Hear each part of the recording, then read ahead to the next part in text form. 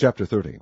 And when Rachel saw that she bare Jacob no children, Rachel envied her sister, and said unto Jacob, Give me children, or else I die. And Jacob's anger was kindled against Rachel, and he said, Am I in God's stead, who hath withheld from thee the fruit of the womb?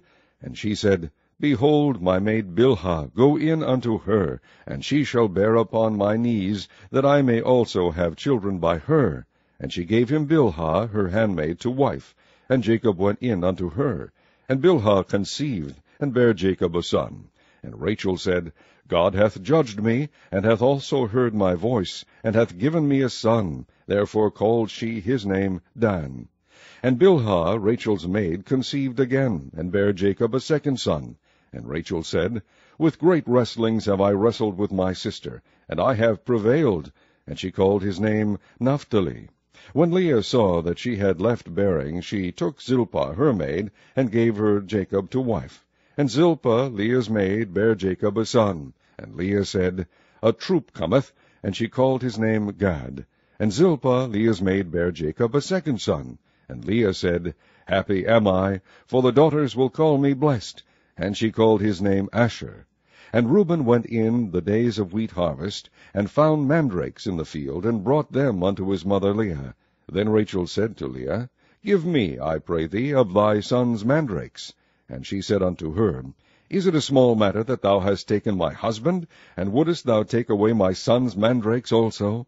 And Rachel said, Therefore he shall lie with thee tonight for thy son's mandrakes. And Jacob came out of the field in the evening, and Leah went out to meet him, and said, Thou must come in unto me, for surely I have hired thee with my son's mandrakes. And he lay with her that night. And God hearkened unto Leah, and she conceived, and bare Jacob the fifth son.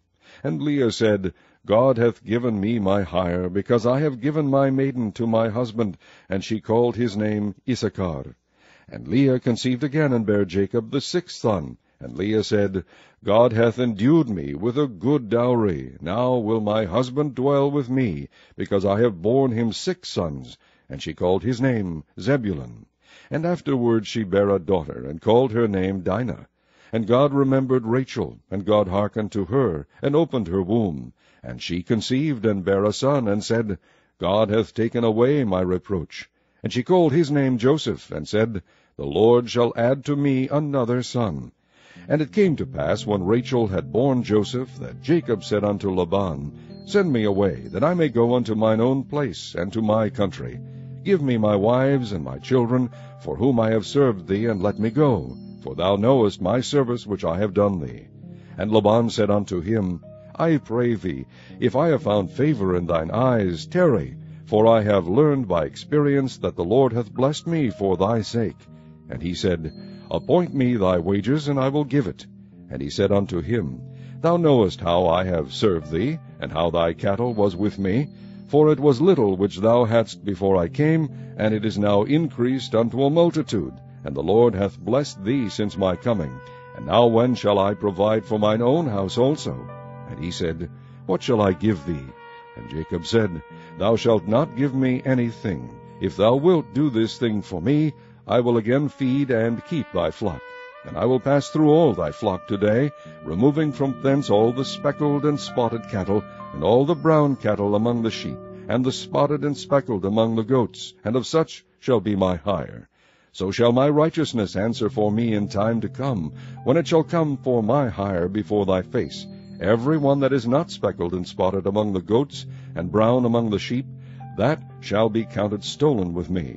And Laban said, Behold, I would it might be according to thy word. And he removed that day the he-goats that were ring-straked and spotted, and all the she-goats that were speckled and spotted, and every one that had some white in it, and all the brown among the sheep, and gave them into the hand of his sons. And he set 3 days' journey betwixt himself and Jacob fed the rest of Laban's flocks. And Jacob took him rods of green poplar, and of the hazel and chestnut tree, and pilled white strakes in them, and made the white appear which was in the rods. And he set the rods which he had pilled before the flocks in the gutters in the watering troughs, when the flocks came to drink, that they should conceive when they came to drink. And the flocks conceived before the rods, and brought forth cattle ring-straked, speckled, and spotted. And Jacob did separate the lambs, and set the faces of the flocks toward the ringstrait, and all the brown in the flock of Laban. And he put his own flocks by themselves, and put them not unto Laban's cattle. And it came to pass, whensoever the stronger cattle did conceive, that Jacob laid the rods before the eyes of the cattle in the gutters, that they might conceive among the rods. But when the cattle were feeble, he put them not in. So the feebler were Laban's, and the stronger Jacob's. And the man increased exceedingly, and had much cattle, and maidservants, and menservants, and camels, and asses.